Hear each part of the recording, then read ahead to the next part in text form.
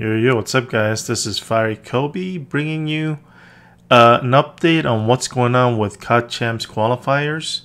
I know a lot of you guys probably haven't been able to watch it. I'm guessing it was only broadcast on MLG .tv, and I don't think any of the pro players were streaming it on Twitch. So a lot of you might have missed the qualifiers, and also they had some technical issues and they weren't able to broadcast a lot of the matches, which, you know, sort of unfortunate.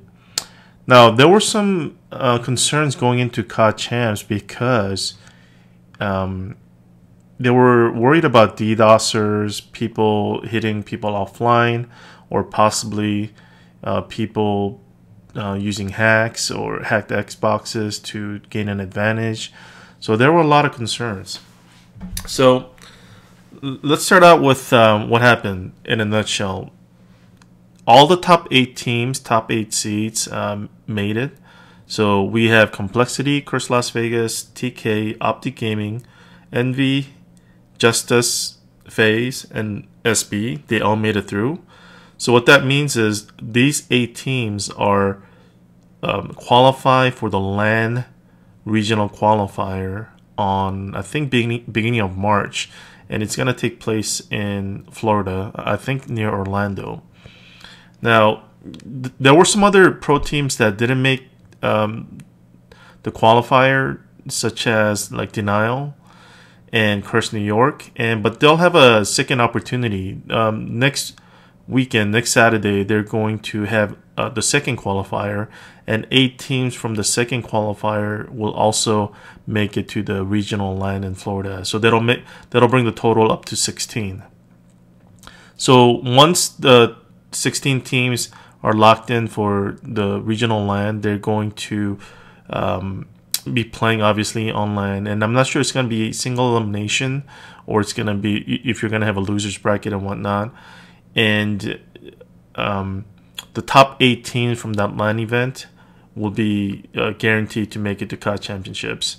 So all in all, today went without, meaning Saturday, what is that, February 1st. There were no hiccups in terms of, not hiccups, but like there was no news of anyone cheating or something, you know, odd going on. And you know, it was actually, you actually went pretty smooth. And you know, the only way you could really follow what was going on was the Twitter feeds. And you know, it's kind of unfortunate that a lot of the matches weren't broadcast.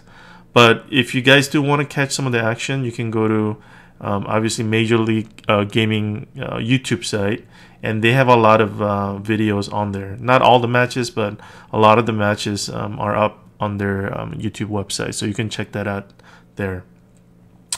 And let's see. So my impressions from some of the games I was able to watch is that Optic Gaming is looking really, really strong. They had one match, I think it might have been the 4th round, that they actually went to map 5. If you guys didn't know, it was best out of 5. So the higher seeded team would host the first match, first map, and alternate back and forth until if they needed a map 5, it would have been obviously on the higher seeds host, and it's search and destroy. So Optic actually needed to go to map 5, search and destroy, to actually beat this particular team. And part of it was because they were dominating teams so badly that I believe what happened was they kind of took the team lightly, and they weren't really playing, you know, using strategies that, you know, would obviously help them excel in this particular maps and game modes.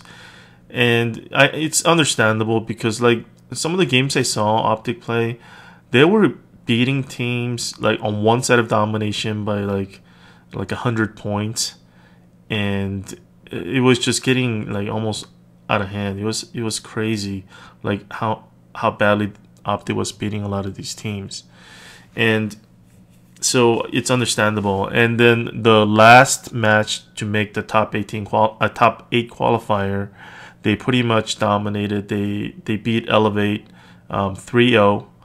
The search game was a little close, but otherwise, you know, they pretty much dominated Elevate to make it. The other kind of surprising thing that happened was complexity.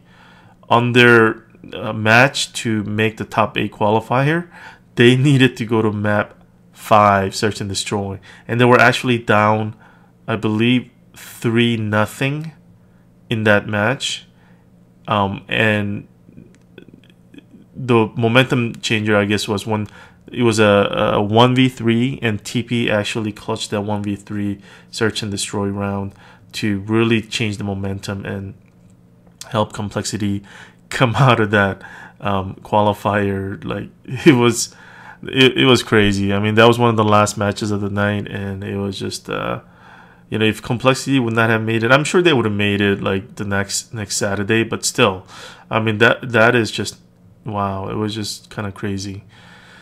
Anyways, yeah, and as far as the gameplay, this is kill confirmed on Bayview, one of the new maps. I really enjoy this map because, you know, it's one of those maps where you can't really, you know, be in one place for too long, because there's so many openings and so many flank routes.